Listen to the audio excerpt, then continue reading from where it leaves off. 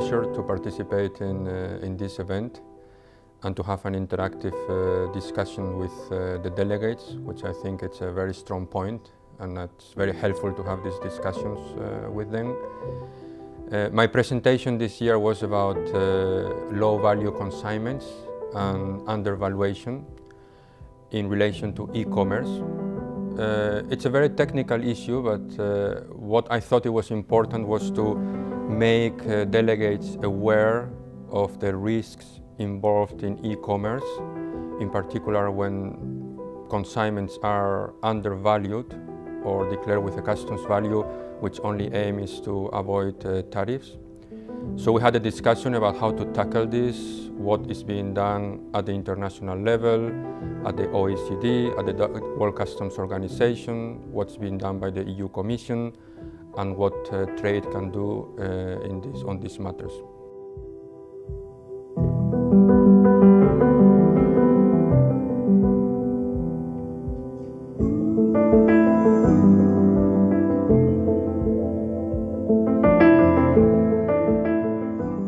I think it was very interesting during one of the days of the conference that companies or one of the delegates expressed that usually you try to design a strategy and to plan for the future.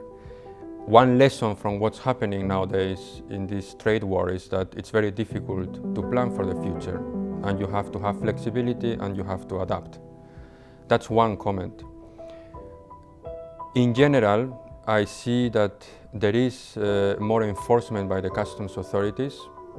The reasons may be sometimes revenue motivated, but there is more activity, there are more inspections, and I think, and they are more aggressive, and I think companies should be ready for that and get prepared and proceed always with good advice in all these investigations, obviously.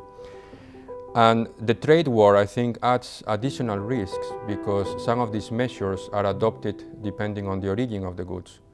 So this may be relevant now for companies that never looked at these matters, and they may have to check internally if their goods may be exposed to these new trade measures.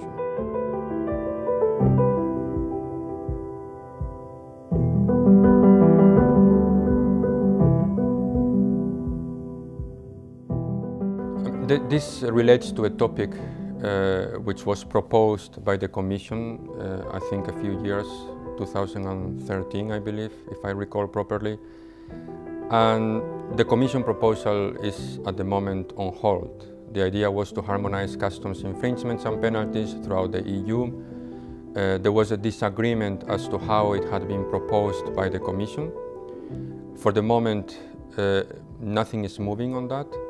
I think in the future something will happen in that file, but my position has been that we have to go back to the drawing table and we have to come up with a new proposal from the Commission that needs to be discussed with industry. This is a very complex matter which touches on very sensitive issues for member states, so we really need to have a discussion with member states and with trade on how to proceed.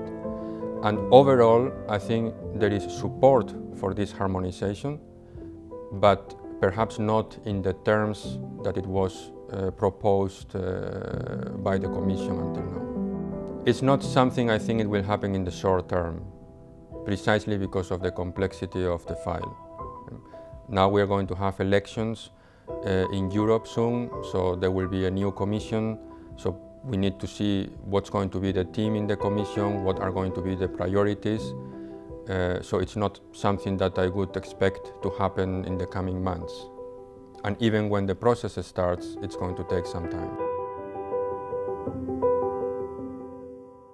Not this particular file. I mean, Brexit is a very complex matter, as we all know. It touches upon many different issues, but certainly for customs and trade, it's a key matter because precisely how to deal with the customs union, with the internal market is one of the key issues which is still holding the discussions. And if we look at the positive side of Brexit, I think Brexit has brought trade and customs matters to the table, because suddenly everyone seems to be aware of the importance of customs and trade matters in that context, of free trade agreements. So in that sense, it has helped to give more importance to these issues. We have very often a discussion with trade compliance people in the companies, and I know how much they struggle to get the support from the management, from the top people in the companies. And for good or for bad, at least Brexit has given them a way to show, look, this is important and these are going to be the consequences. And they can be very serious.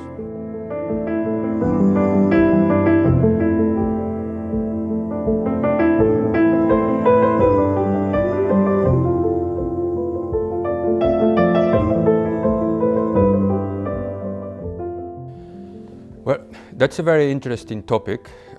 For me, I think this is something we have been asking from the Commission for a very long time.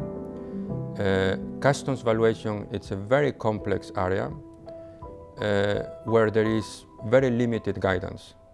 So the possibility to have binding valuation rulings gives you already a very important tool in terms of legal certainty.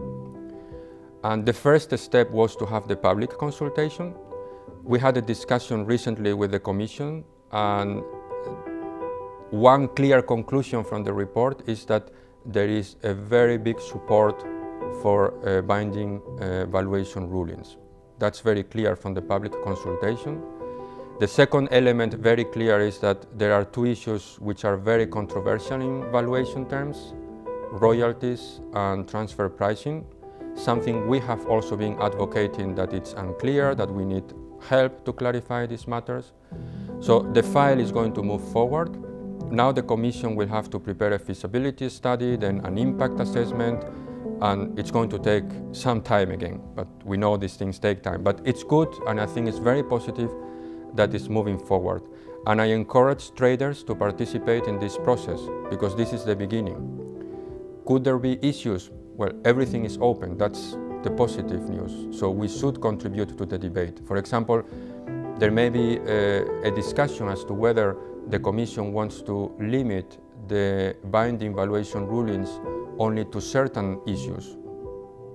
Let's say, for example, royalties or transfer pricing. While I think we should keep it open. We should be able to ask for a ruling on any customs valuation.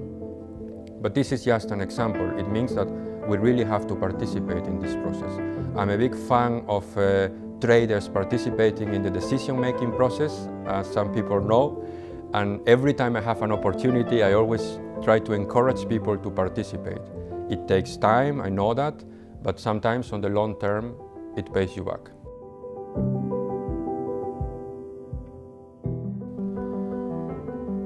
That's a difficult question, I guess. I don't want to pick a presentation in particular. I think all the presentations, as usual, are very good. I feel that this time we had a lot of discussion about automation, artificial intelligence, and as part of the customs processes.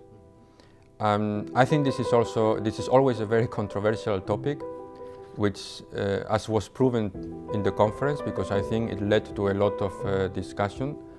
So, from that perspective, I think it's positive that we have this discussion about technology, which is going to affect all of us. It's already affecting lawyers, and it will also affect the trade compliance departments. And I think it's good to make people aware of what's out there and what's coming at the end of the day.